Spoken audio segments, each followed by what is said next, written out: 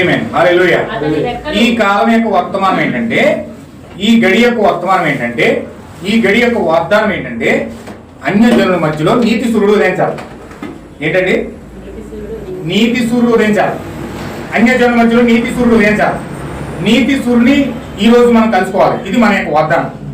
నీతి సూర్యుని ఎవరైతే కలుసుకుంటారో వారి యొక్క శరీరాలు రూపాంతరపరచబడి వారు మధ్యాకాశంలోకి వెళ్ళడానికి దేవుడు వేసిన ప్రణాళిక.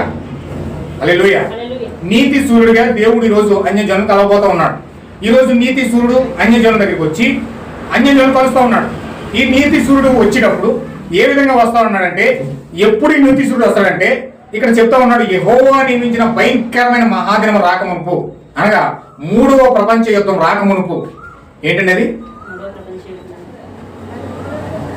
అందరూ చెప్పండి.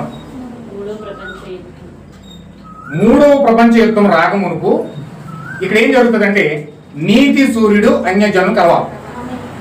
3వ ప్రపంచ యుద్ధం రాకమునుపే నీతి సూర్యుడు అన్యజనులు కలుసుకోవాలి. అయితే 3వ ప్రపంచ యుద్ధం అనేది బైబిల్లో రాసి పెట్టాడు, ప్రకటన గ్రంథంలో ఉంటుంది. హర్మగెద్దోను యుద్ధం అది. ఈ హర్మగెద్దోను యుద్ధమే 3వ ప్రపంచ యుద్ధం. ఈ 3వ ప్రపంచ యుద్ధం రాక మునుపే క్రీస్తుని అన్యజనులు కలుసుకోవాలి. ఏమన్నా వింటున్నారా?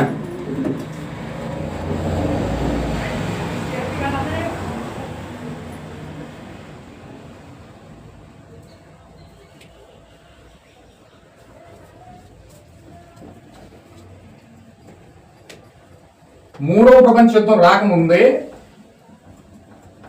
క్రీస్తుని అన్యజనులు కలుసుకోవాలి.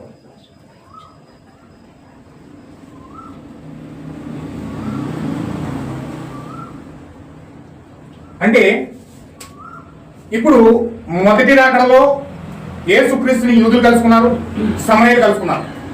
వాళ్ళు వచ్చి సమరయులకు యూదులకి దేవుడు మొదటి రాకడ వచ్చి వాళ్ళు ప్రత్యక్షపరచుకున్నాడు. అయితే ఇప్పుడు రెండవ రాకడ వధువు మధ్యలో జరగాలి, అన్యజనుల మధ్యలో జరగాలి.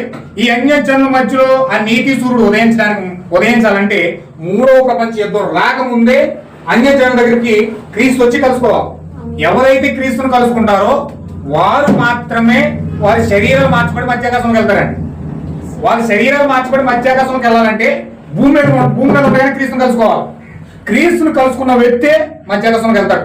ఆ మాట ద్వారానే పేతురు మారాడు, ఆ మాట ద్వారానే పొట్టి జక్కే మారాడు, ఆ మాట ద్వారానే సమరయ స్త్రీ మారింది, ఆ మాట ద్వారానే పాపాత్మురాలు అనే స్త్రీ మారింది, ఆ మాట ద్వారానే శిష్యులందరూ కూడా మారారు. అదే మాట నేరుగా క్రీస్తు వచ్చి నీతో మాట్లాడాలి.